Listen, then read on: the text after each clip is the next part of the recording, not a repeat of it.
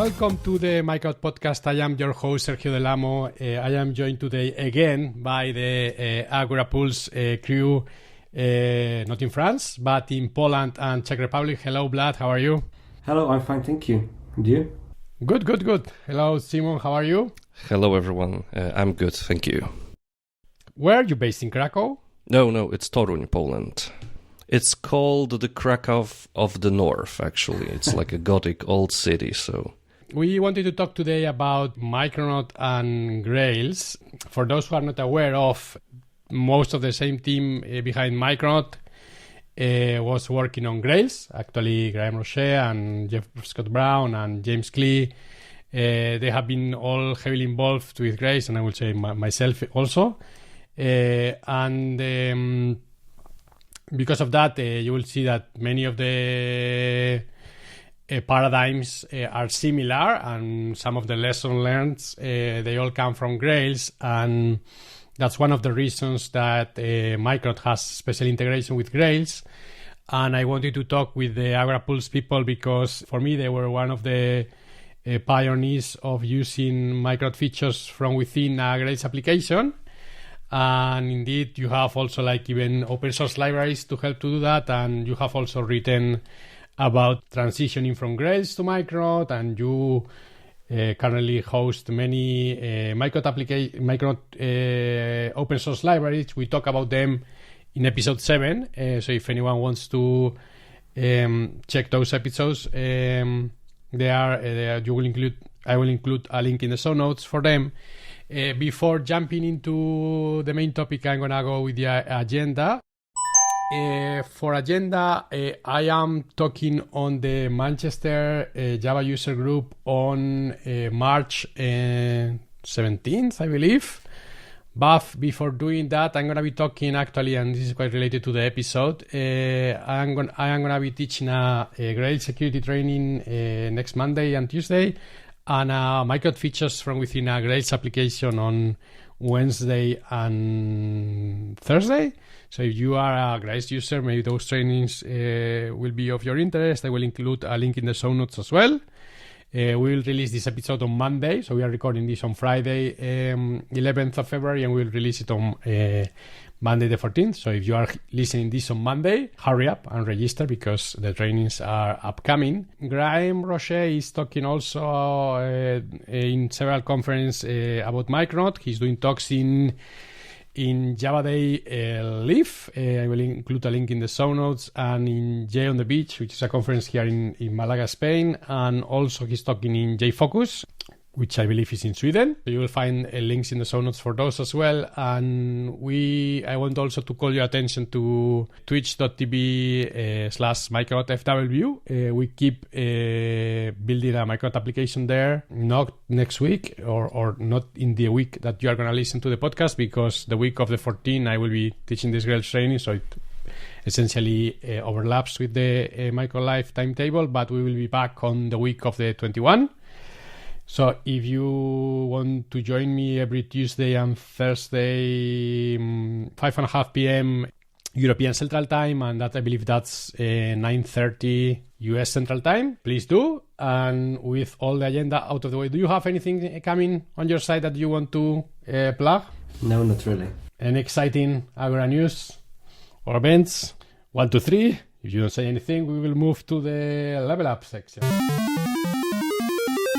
And for level up, I want to talk about a module that I wrote that is quite a niche module, but I like it and I use it in several places, not just Micronaut applications. That's the RSS module, which you can use parts of it in a Grails application. It's a modularized module which has, we will discuss about which parts of Micronaut you can use in Grails and which part you cannot. The RSS module, for example, has a part that exposes a controller, and which you cannot use in a Grails application, but it has an RSS core module and an iTunes podcast module, which you can use in a Grails application.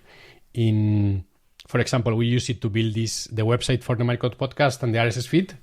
We are essentially using our We are eating our own dog food to build the podcast. We are using the Micronaut RSS and the podcast module.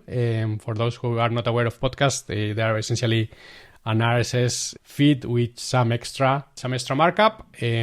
So if you are building an application and you need to generate an RSS feed or a podcast feed, and you are using Micronaut or in the Micronaut ecosystem, please check it out because it should be pretty straightforward to work with. And that's one of the features, for example, that I will be showing in the training, Micronaut and Grails training. So level up out of the way, let's move to the main section. In the main section, I wanted to talk to you about Micronaut and Grails. So let's start with Grails 4. The integration with Micronaut was built into the framework. I believe you have even used Micronaut features with Grails 3, if I remember correctly.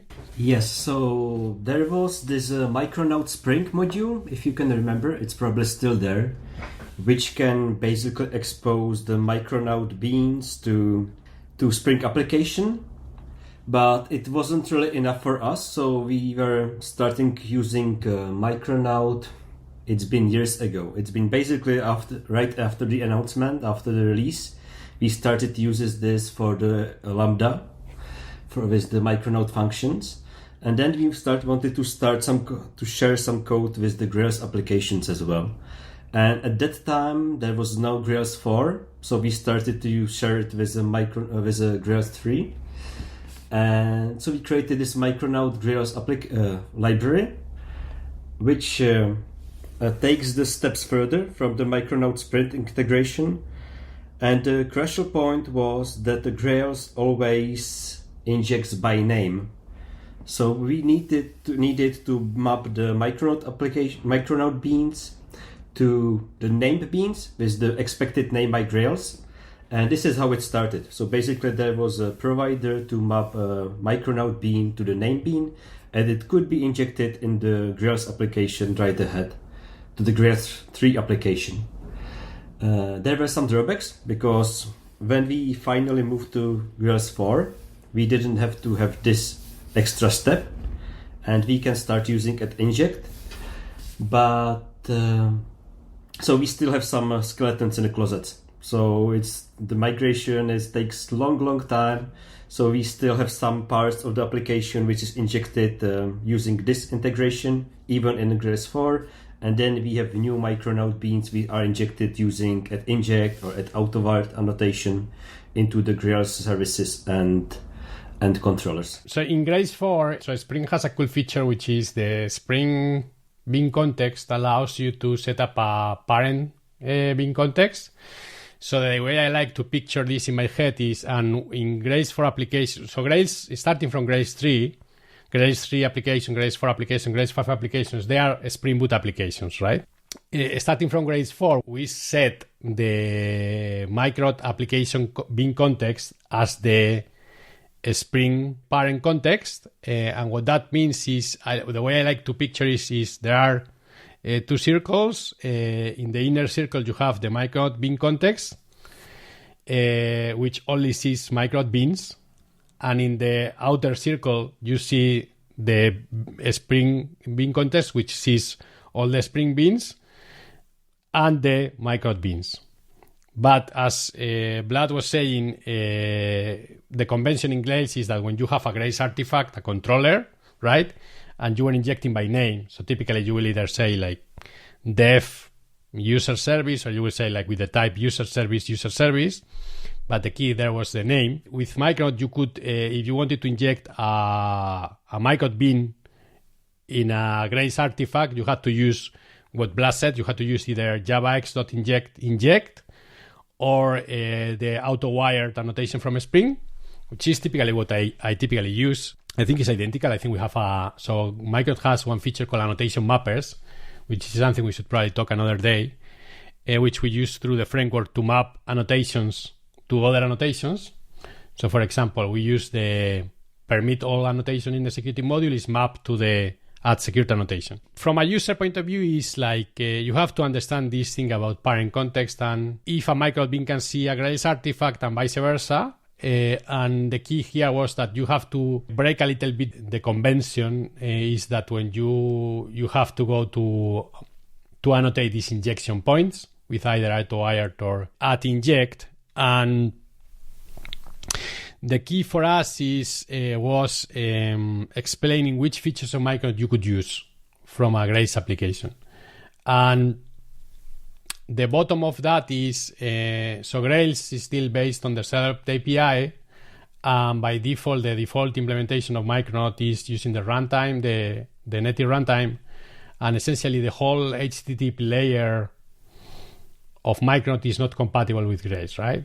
But you can use all of the other parts of Micronaut, which are not insignificant. So you can use, for example, the Micronaut HTTP client, either declarative or the low-level client, for example, for the integration test in Grails, which are typically these tests that you have under source integration test. If you have worked with Grails, you probably have used the REST client builder, or you had used something else such as, I don't know, like OKHTTP or some other HTTP library. What we are recommending users since Grails 4 is that they use the REST client builder is end of life, and we are telling people to use the Micronaut HTTP client, and it's really easy to configure it to point to the application that is started in an integration test. I personally use the low-level client always in the test. I don't use the declarative client, neither in Micronaut applications. I don't know why.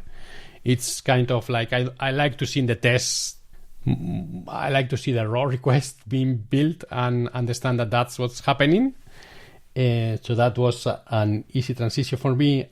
Then you can use things such as configuration as well. Are you using configuration? So in Grails, the beauty of Grails and the ugly thing of Grails is that it has 10 years of a story, or even more now. And there are like 3 or 4 ways to each thing, because the framework has evolved and they always have never been deprecated or removed.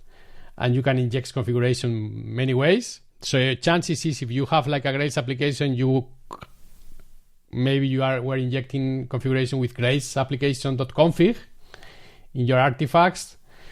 Then there is the other way, that is you implement the trait configuration aware, which is the one that I like the most, which is like that essentially force you to, if you implement Grails configuration aware in a controller, in a service, you were forced to implement setconfig, and that essentially gives you the configuration object. Or since this is a Spring Boot application, you could use the add configuration properties from Spring. And in Grails 4, because this is also like a Micronaut application as well, you can use the add configuration properties from Micronaut.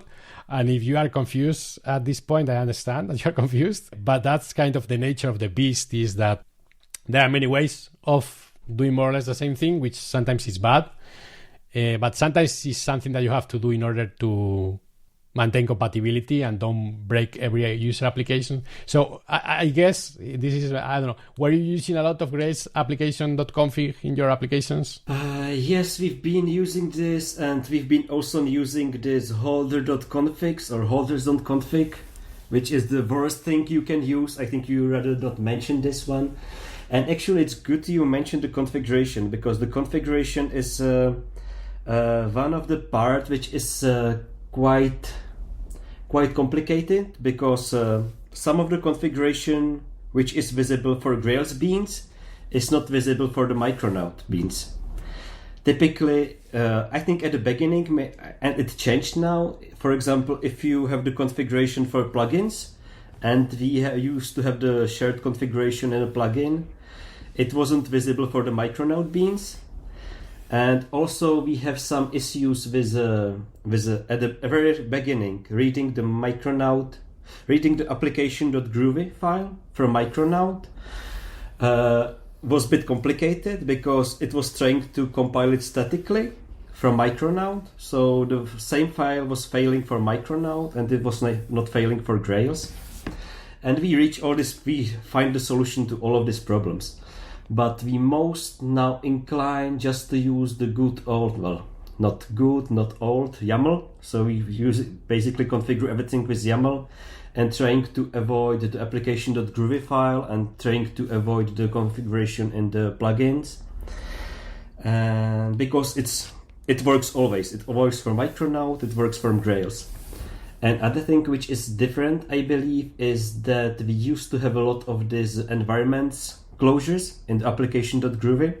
So have a separate configuration in the one application.groovy file with environments, development, and the closure containing the configuration for the development, for example.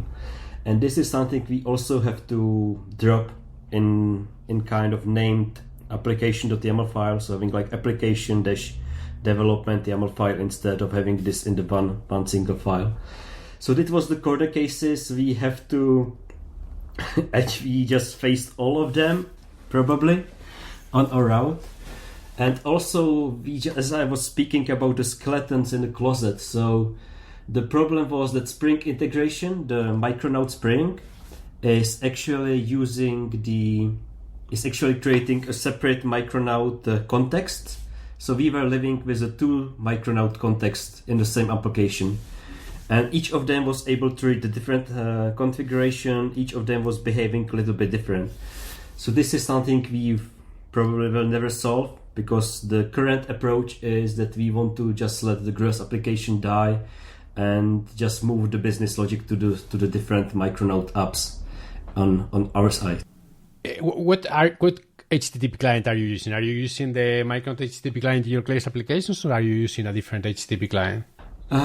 We still using that REST builder internally. We have the Micronaut variant using the how did you call it? The just RX HTTP client, just the low level one.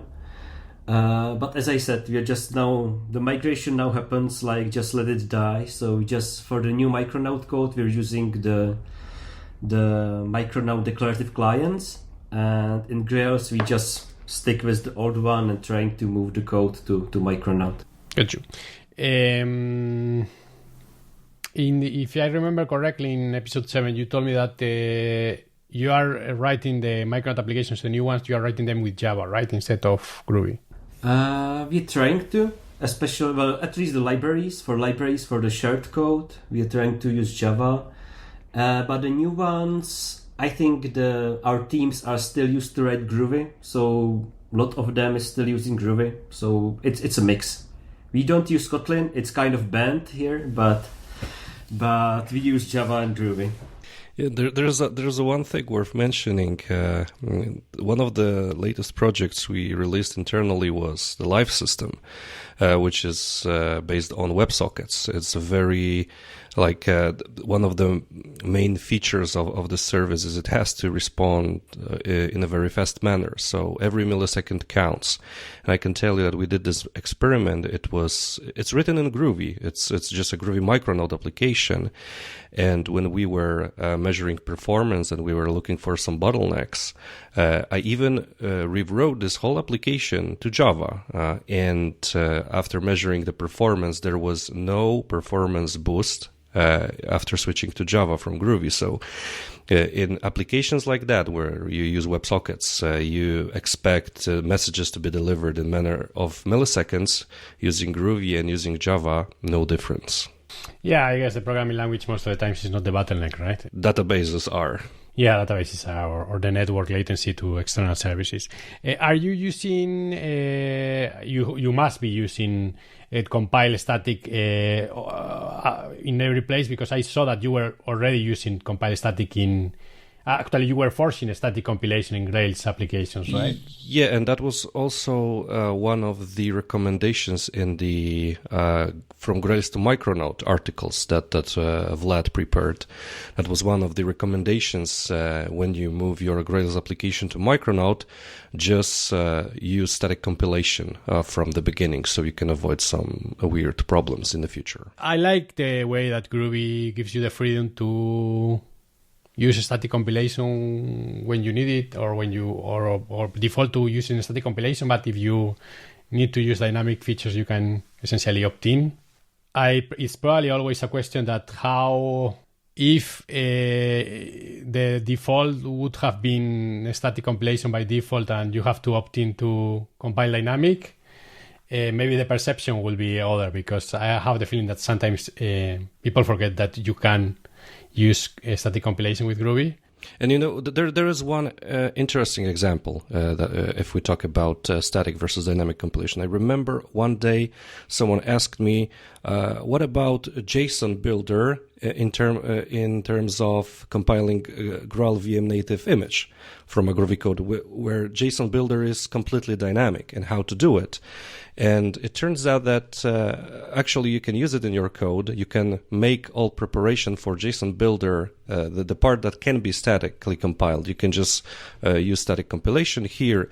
At a small part where you build your JSON using DSL, you just put it into a method annotated with compile dynamic, and it can compile the native image without any errors. So you have this flexibility. Whatever you want to achieve, you can start with static compilation by default and just, okay, this part I know it has to be dynamic, so I will just extract it to this dynamic method, and it works fine.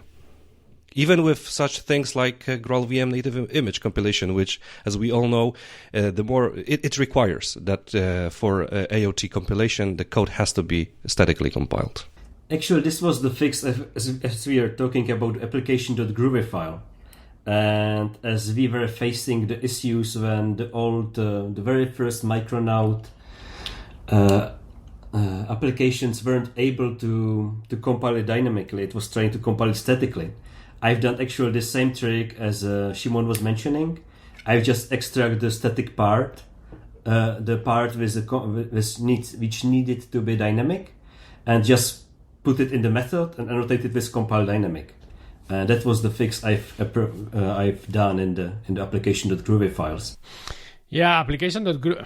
This is again this conversation about Grails flexibility. And honestly, I don't know. Sometimes I feel that that's great to have flexibility in application.groovy, and then sometimes I feel like that's bad because we have a lot of logic there that is untested, and I have seen that in many applications. But if you don't have that flexibility, maybe you have more complexity in other parts. In Micronaut, the approach now is to be more strict about configuration and have configuration be pretty simple. That was not always the case in Grails application, where we have like closures and plugins that were taking closures to configure themselves. If you are like trying to use Micronaut and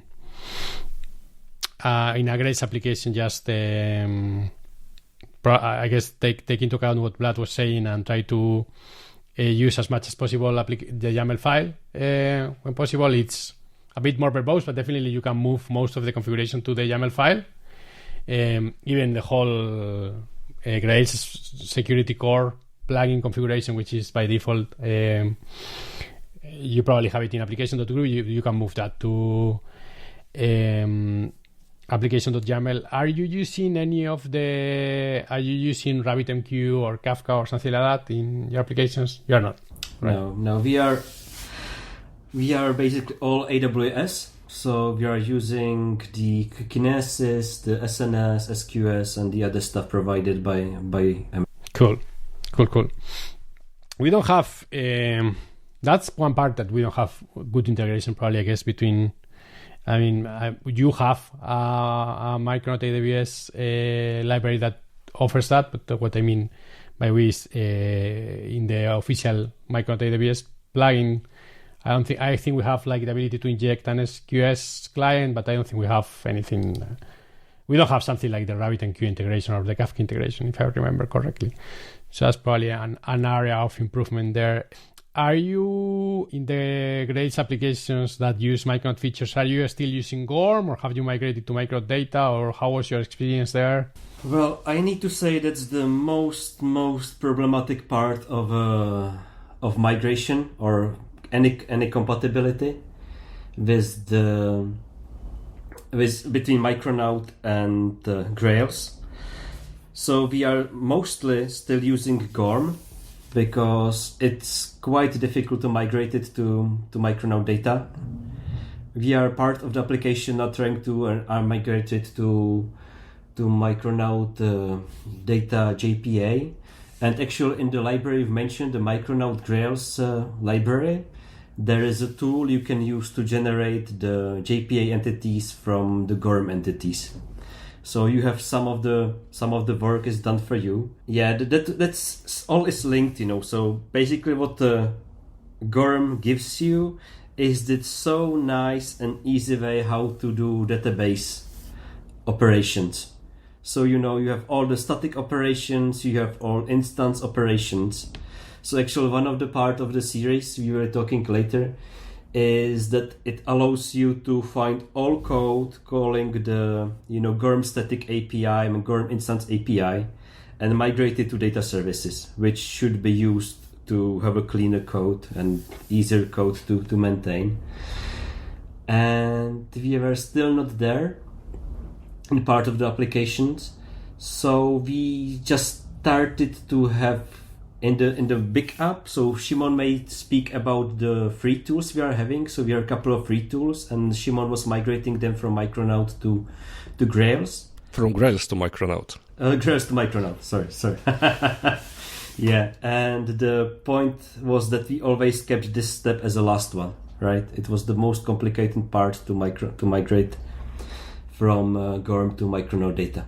So the new stuff is Micronaut data as much as possible, or we use a lot of DynamoDB. So the part of the library you've mentioned of AWS SDK is also integration with DynamoDB, which is some kind of document database, or how to call it, from Amazon. And so it's still waiting us. For the most of the applications, we are still waiting to get rid of GORM and start using Micronaut data as much as we. Why not keep using, because you can use GORM in a Micronaut application, why not keep using GORM in a Micronaut application? If you are writing the application already in Groovy. Well, the first thing is one I've mentioned, that I don't really like the way how it can be accessed from anywhere. It just doesn't force you to create like separated data services and so on. Yeah. The other thing is that if you use these two together, you will still have to use the database configuration from GORM. So it's close to each other, the configuration for Grails and for the Micronaut data, but there are slightly differences, like data source with uppercase S and with a lowercase s, and people are getting lost in this one. And I think it's a bit heavier also. The GORM. It is heavier. GORM is definitely heavier than the Micronaut data. Especially because you are using Micronaut data JDBC, right? So you are migrating to the Micronaut data JDBC, or are you migrating to Micronaut data JPA? Just for the special cases. For most of the migration will happen with Micronaut JPA. So you are keeping Hibernate there. We are keeping Hibernate, sadly. Yeah. Yeah, no. So for those who are listening to the podcast who are not familiar with GORM, GORM is this data access toolkit that was, for me, was a revolution. When I discovered Grails, essentially, I think was part of the Grails success story was that this thing existed and it was so easy, as Vlad was saying, to access a database. But as Grails, GORM has evolved in the past 10 years, and it has like 4 ways to query. For example, you can use what Vlad was saying is these GORM domain classes, which are kind of the entities of your applications, the things that are mapping to the database. They have like static methods, which allow you to query for book find all, and it will give you all the books. And then they have these dynamic finders where you can say, if your book has a title, you can use book find by title. But then it has also you can use where queries, which is something else that was introduced to query GORM, which is this. There is this static method in the entities called where you can essentially write a query that you can statically compile. Then there are you can use also Hibernate query language to query GORM. You can use the criteria API as well. Last but not least, you can use Gorm Data Services, which is the most modern way of using Gorm, which is similar to Spring repositories or Micronaut Data repositories. Essentially, it's kind of you define an interface and Gorm will generate the implementation for you. Similar with Micronaut Data, and the problem is that, as you have seen in the podcast, that there are many ways, and sometimes for developers, sometimes less is more, and if you have less ways of doing something, is for the best. But I think for people, we can go now through the steps that you recommend to migrate. But I think what I encourage people to know is that Gorm, you can use Gorm with Micronaut, so it's not like I don't know if you think the opposite, but it's not like a required migration step. You could keep that and have a functional application. Yeah, but the context matters here as well. We have to mention that we are working with a very large code base, and our repository is in the process of splitting into multiple repositories. And there is one sentence that describes Gorm very well: with great power comes great responsibility. And one of the things that I like Gorm. I like using Gorm in Grails applications, but when you think about future refactoring, especially between multiple repositories, things are started getting harder just to find all usages of where some specific Gorm entity is persisted, where it's being updated, and stuff like that. So in our case, thinking about us as future maintainers, we decided, okay, let's go to Micronaut Data with Micronaut Data JPA or Micronaut Data JDBC, just to make things much easier in the future for us. Yeah, another problem is in migration is Micronaut and Grails. They are different in the paradigm in terms of persistence. So Grails has an open session in view paradigm where you could essentially, and I have seen that, and everyone who has worked with Grails has seen that, where you could persist an entity in a GSP page, which is like for those who are not aware of Grails, GSP is kind of a server-side rendering technology to render HTML.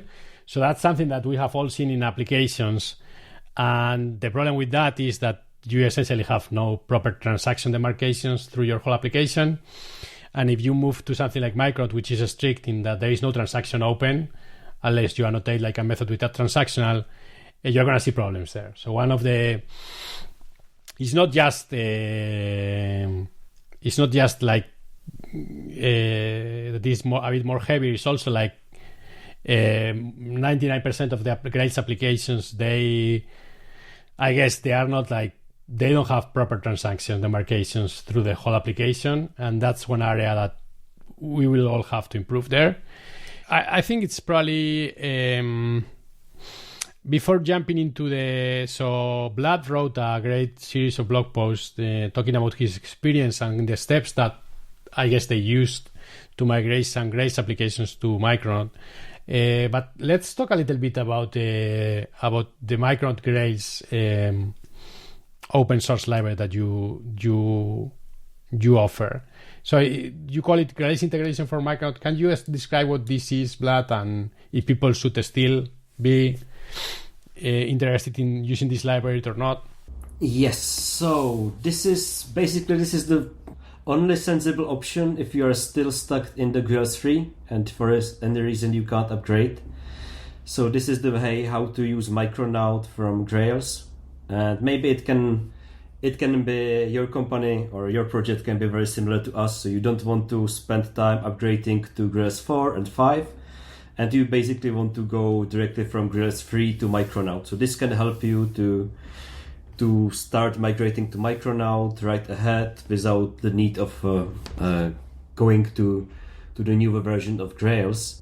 Once we used it, we just discovered this kind of issue with multiple Micronaut scopes, especially in Micronaut 4, but it should not be any case in Micronaut 3. When Vlad said there Micronaut 4 and Micronaut 3, I think you meant Grails 4 and Grails 3. So for Micronaut Grails, it just fills some gaps, and for us, the one of them is to be able to specify the packages for scanning. So the default integration from Grails to Micronaut doesn't really work well with scanning packages outside of the application. So let's say with a different package names.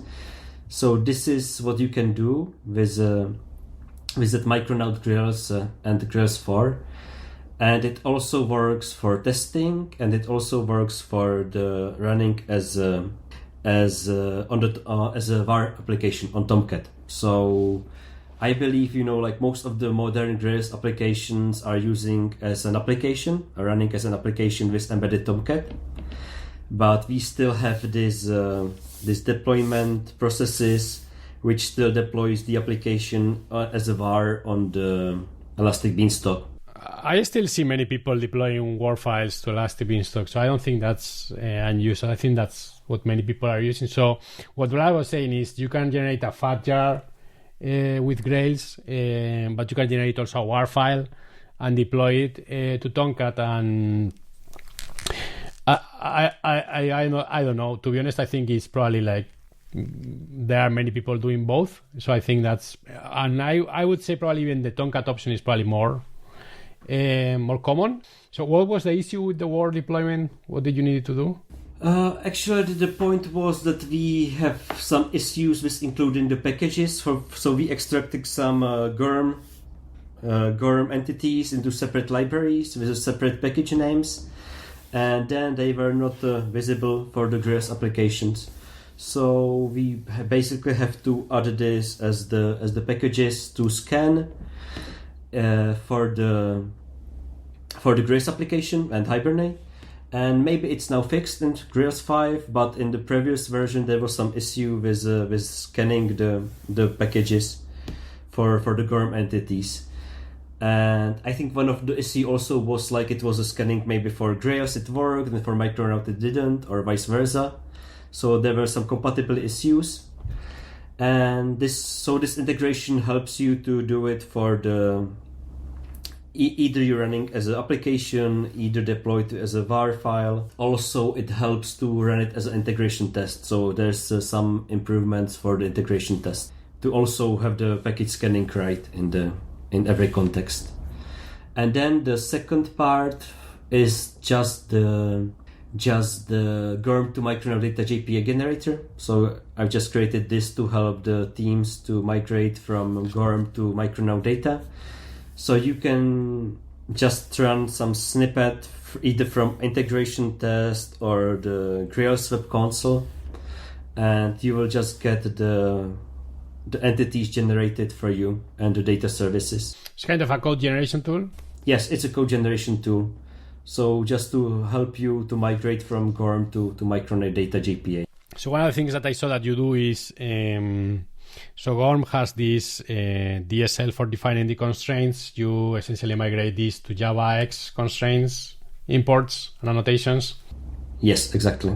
That's cool. Yeah, one of the things is if you're using GURM with Micronaut, you have to specify the package where your entities are.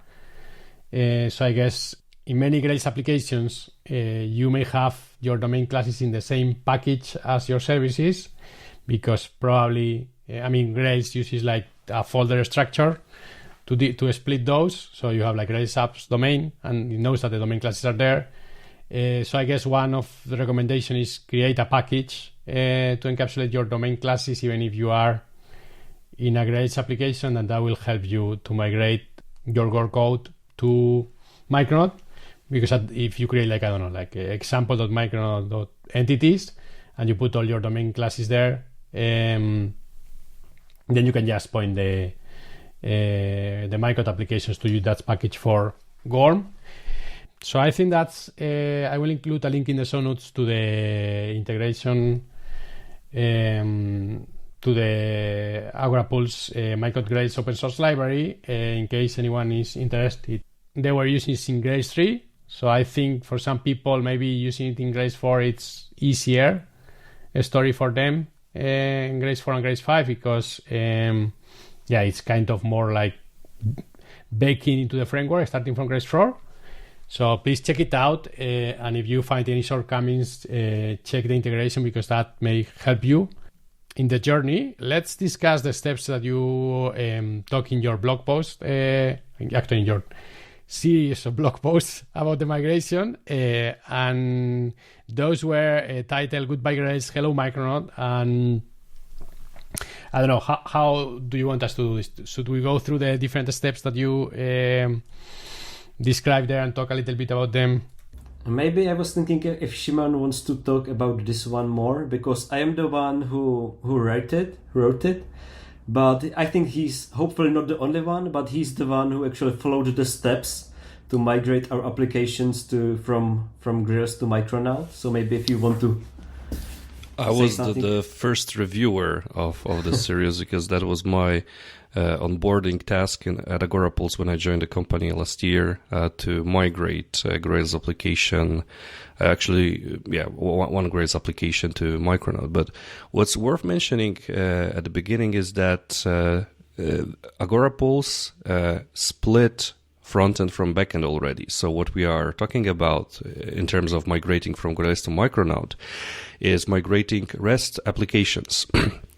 So we used Grails at that time. We used Grails at that time to produce just REST APIs that produce JSONs. We are not talking about migrating full-stack Grails applications where you produce server-side rendering using GSPs. So that's a completely different story. We still have one free tool that is 100% Grails, and that produces server-side rendering. And this is the topic that we never tried to migrate to Micronaut at that point. So we went I would call it the easy path for that. When it comes to migration, we also have to remember that it's different between different applications. I mean, the GORM is a good example. It depends how you use GORM in your applications. The more, let's say, flexible you are in terms of where you persist your entities, probably the more problems you will have in the future. We have some of these tools that help us to migrate, for instance, entities, the GORM entities to Micronaut data, entities that are compatible with Micronaut data. But it's also one of the steps that we had to take, and that was one of the latest steps actually, was to replace GORM methods with data services, with GORM data services, which are much easier to migrate to Micronaut data repositories as one of the next steps. One of the critical part, and I cannot stress enough how important it is to have a good test coverage. It wouldn't be possible for us to migrate from Grails to Micronaut if we didn't have good test coverage. And by test coverage, I mean in that case, the integration tests are really important, or something you could even call like end-to-end tests, because what we expect is that the Grails application, the API of the Grails application, will behave the same way when we migrate it to Micronaut. We don't expect any changes in the behavior. And here we have, there is actually two libraries worth mentioning here, libraries created at Agorapulse. One of them is Drew, the data reconstruction utility. And this is something that I think requires much more marketing these days, because this is something that helped us migrate from GORM to Micronaut data pretty easily. What Drew is, in just 2 sentences, this is the utility that allows you to reconstruct your model from input format like JSONs. You can use SQL files, you can use YAML files also, and it has different clients. So, for instance, when you start building your Grails application, you can use Drew to load the data for your GORM entities, and this way you can actually import some data for your integration tests or unit tests. And when you migrate to Micronaut, you can replace GORM client, which is just, Gradle dependency or Maven dependency, depending which build tool you are using. You just replace Gorm client with Micronaut data client. And you use the same model for the input, and this is how you can pretty easily, and of course pretty easily in double quotes, of course, because it always depends, but it's pretty easy to make sure that the model that you use in Gorm is pretty the same when you use it in Micronaut data, and this is what helped us a lot to make sure that the model is correct. The second one is GRU, which is Groovy REST utility, and you can think about GRU as it always reminds me mock MVC from Spring Utilities. That was my first impression when I've seen GRU, because with GRU it's like framework agnostic. It's not like it does not replace JUnit or Spock. Actually, correct me, Vlad, but I guess GRU can be only used with Spock at this moment. Am I right or not? I think you're almost right, because I think it can be at the moment only used from Groovy, but it doesn't. So JUnit with Groovy JUnit will work. Groovy or Spock Groovy. Okay, so think about GRU as, like testing interactions with running API, and this is where you can also mock some of those interactions if you want.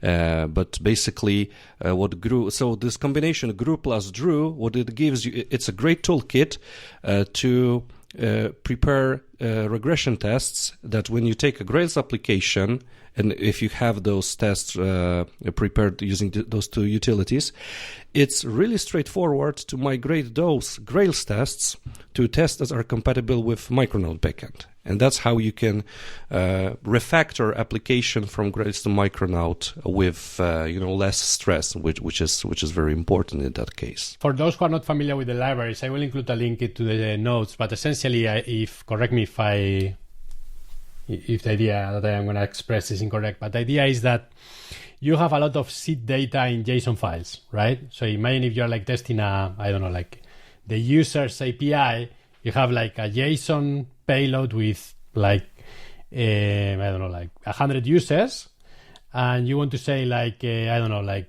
use this JSON data to essentially instantiate all of these entities and save them to the database. And then you can say you use GRU to essentially say when I invoke the API users, I expect the response to be to match this expectation which you express with a JSON data as well, right? And what I assume is that DRU, if I have a JSON data file which has more things in the JSON payload that don't match one-to-one to my user table, is gonna ignore those, I guess, right? So just to step back to the past. So DRU was mainly created because we have the multiple persistence implementation, let's say, and we have had Gorm and DynamoDB. And the problem was how to get as much as the data which are as close as possible to the production data. And one of the options was just simply grab it for our test server in a JSON format and then load it to our tests. But the major problem were the ID pairing. And this is one of the biggest benefit of DRU, is that it's going to pair the IDs from one database systems to other database system.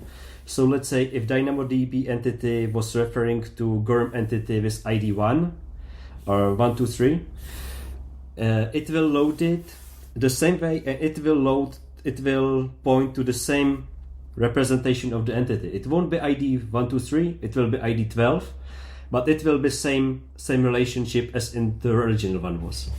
And one of the other problem was that is in a Gorm, it wasn't possible to set ID when you load it, or maybe in Hibernate or Gorm, it wasn't possible to load it with a specific ID. It was ignored in the tests.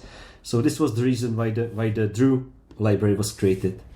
So the idea is that, I think I understand what you said. So the idea is I am loading a set of users and you are using DynamoDB and Gorm.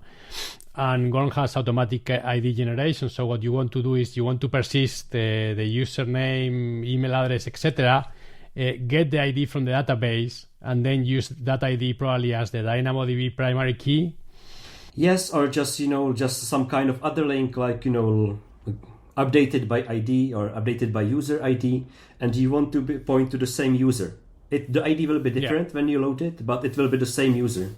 It will be edited by Shimon, edited by Yolat or whatever, and the relation will just get persisted in the test database.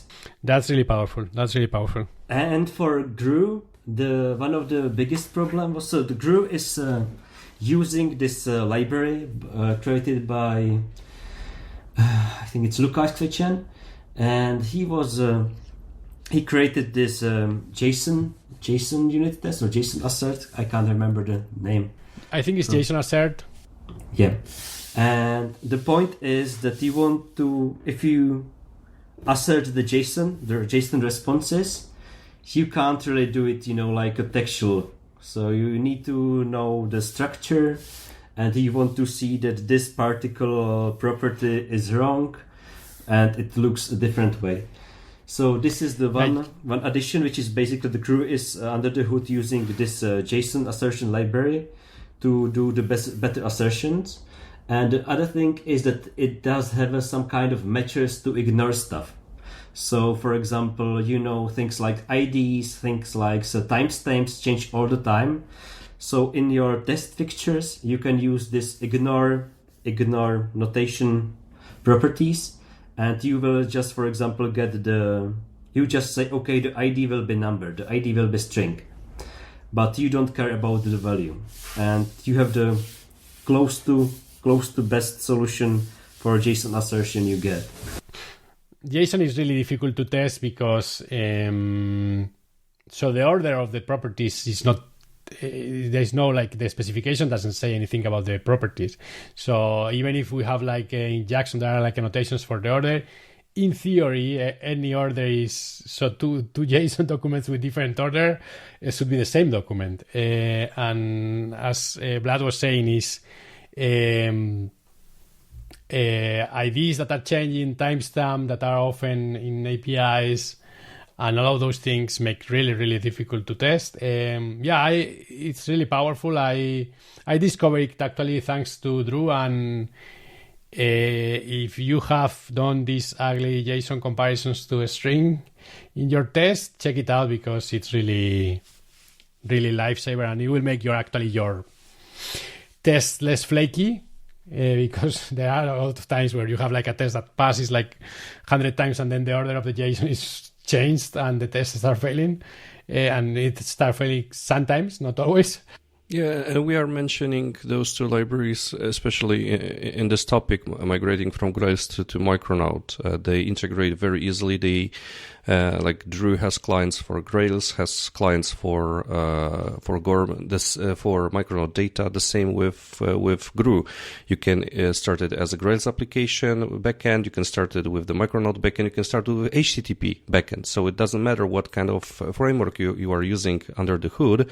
You can just use it as the HTTP client basically here. So anyone who thinks about, I have a Grails REST API, I think about migrating to Micronaut, I can tell you, go check out the article series on migrating. There are 10 posts explaining step by step what is the first part that, in our case, what we found most useful to start migrating from, because Micronaut application has a different structure than Grails application, so you will get confused which part should I start with. You will be confused if you start, let's say, migrating Grails application to Java Micronaut, which will be just more complex to do so. So maybe you have to. It's better to start migrating the Groovy code to a Groovy Micronaut application first. when the migration is completed, if you still have time and if you see that, okay, the code base is not that large and I have a great test coverage, so I'm pretty safe to do more invasive refactoring, you can start thinking about, okay, if I want to go away from Groovy and think about, let's say, Java 17, go for it after the migration is completed.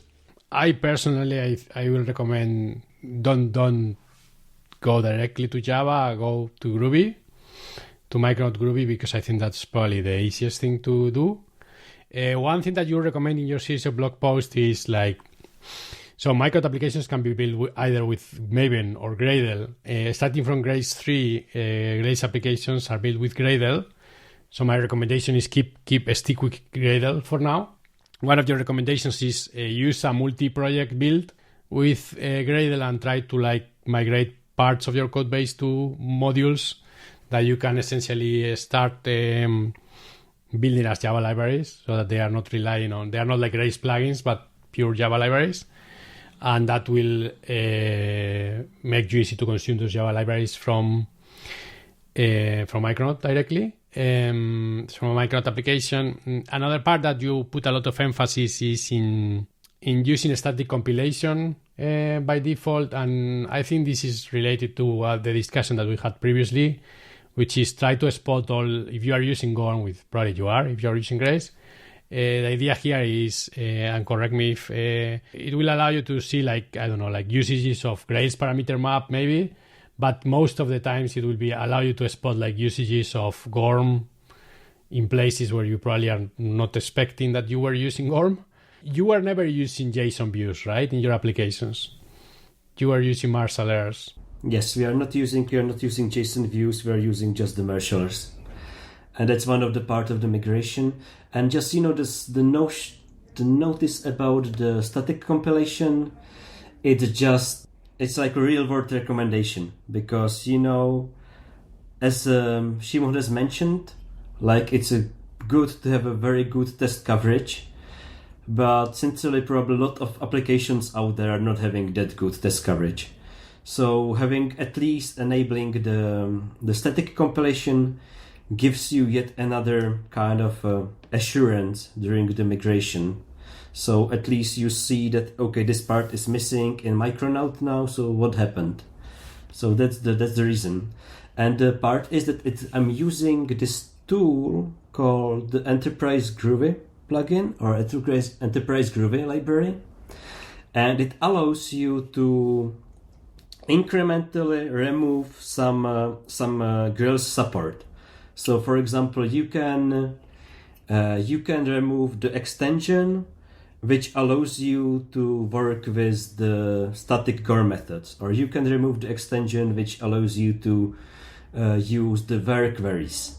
And incrementally you can remove this kind of extra Grails support to the level that you don't use any of this kind of magic Grails features in your code base. Yeah, I think that's so I saw that when in your series of blog posts, and I think that's great because I guess you can put it with all the defaults, and you can go step by step, right? Instead of getting a million compilation errors, you can get okay, first I fix the first set of ones, and then I turn off this rule, and then I see the other ones. Another good point is that you mentioned there is, so one of the key areas of Grails, and I guess that's, so I was saying Gorm was one of the important part for the success of Grails. Another one is the plugins. So Grails had a great plugins ecosystem community, and some of the plugins, they were really elegant, and they were kind of following the magic of Grails, and you could do things there is this one for rendering PDFs, and when you turn off static compilation, you will probably see the places where you are using the plugins. So it will allow you to, so there are replacements for some of those functionalities, and maybe for others they are not. For example, in Grails 3.3.0, we have now a Micronaut email library, which may allow you to replace the Grails mail plugin if you were using that.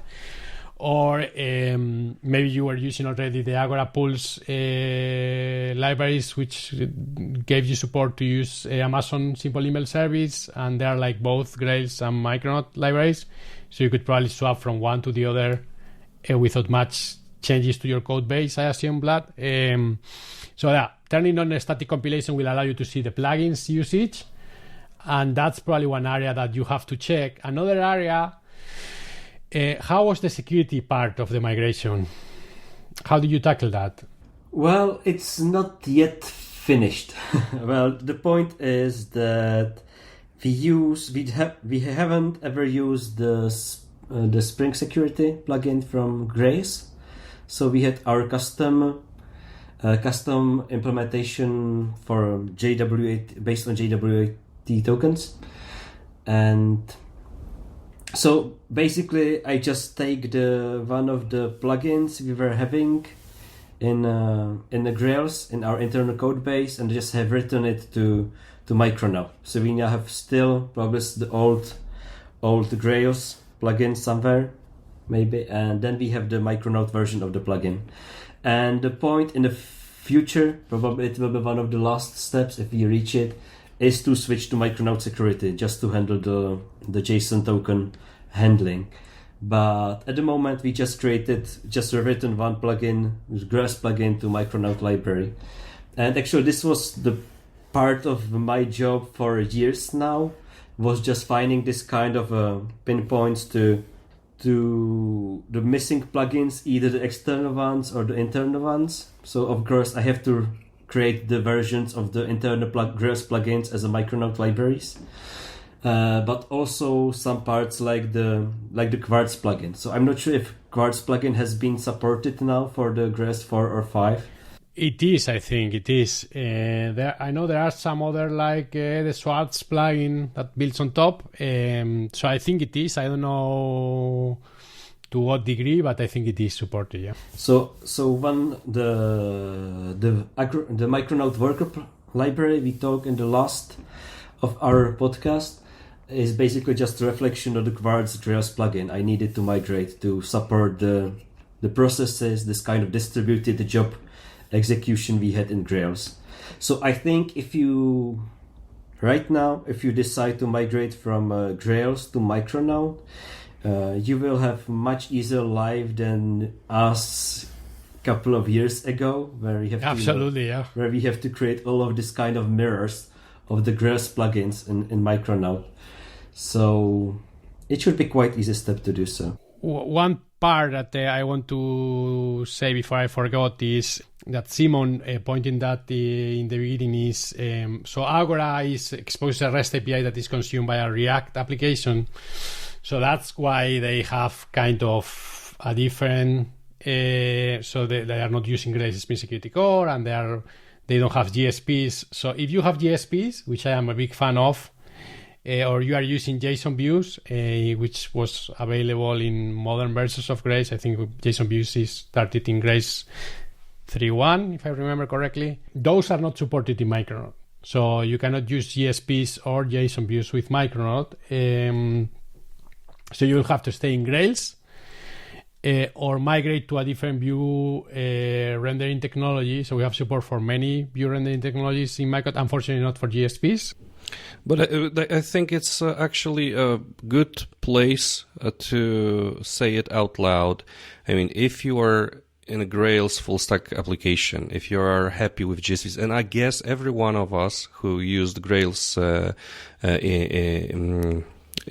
actually enjoys GSPs. I mean, that was very good. It's still very good technology. So if you are in Grails application, if you have this full stack Grails application, don't feel, like forced to do migration to other frameworks. Because if your application works, if it works fine, it's absolutely okay to stay with Grails and don't push forward, because you will probably, if I remember, for instance, migrating one Grails application to Spring Boot with TimeLeaf, and I remember it was very bad experience. TimeLeaf, at least at that point, was like maybe 10% of features that GSPs offers. So you have to keep that in mind.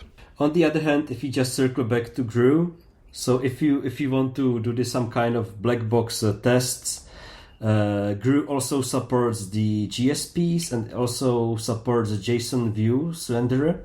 So if you using JSON views, you can still write your test, your black box test with a Grew, and then it would be easier for you to migrate to Micronaut as well. And we also use internally, we use the handlebars, and it's not that difficult to do something close to GSPs with Micronaut and handlebars. It's quite easy to declare your own, I don't know what's the name, helpers to have something similar to GSP tags, and it's doable. But as Shimon mentioned, if it doesn't pain you, if it's okay for you, it's probably good to stick with this one. And wasn't there any plans to have a GSP views in Micronaut, Sergio? There are plans to decouple. So the reasons they are not is because they are coupled to Grails. So they are in a different module, but they are still coupled to Grails. So it's not completely independent as GORM. So in the moment they are decoupled, I will write the integration for Micronaut views. But right now they are still coupled there. It will be good actually to have them there because it will help for many users. So one of the things I got two goals with this podcast episode. One was like hear from someone who has been a Grails heavy shop and has transitioned to Micronaut and understand the pain points and the work you have done. And another one was trying to convey that it was possible to migrate some applications from Grails to Micronaut. But a third point that I want to make is you don't have to migrate if you don't want to. You can still use some of the features that Micronaut has at your disposal from your Grails application and some of the features that Spring has. So it is so one of the powerful things of Grails and I myself, sometimes Grails abstracts you so much from Spring Boot that you forget that you are actually a Spring Boot application, is that sometimes we don't leverage all the features that the Spring Boot has for us basically in our fingertips because we forget that actually a Grails application is a Spring Boot application. So there are definitely advantages on being on keeping your Grails application if you are using these technologies. And I am migrating, for example, a client now from Grails 2 to Grails 5, and it is possible. We see that many people are now, they saw that now, I mean, Grails 2 has been end of life for a long time, but now Grails 3 is also the end of life. So I think that's more or less felt for some people like as a waking call, and people are like migrating. So if you want to migrate, go ahead.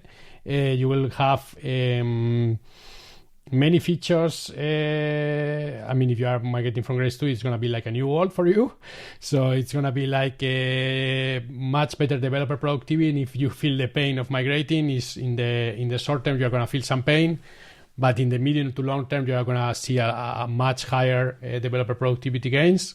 So don't hesitate to do that. And yeah, and I think more or less I covered all the things that I wanted for us to talk. I think we have been talking for already some time. Is there anything else that I forgot that we should have mentioned?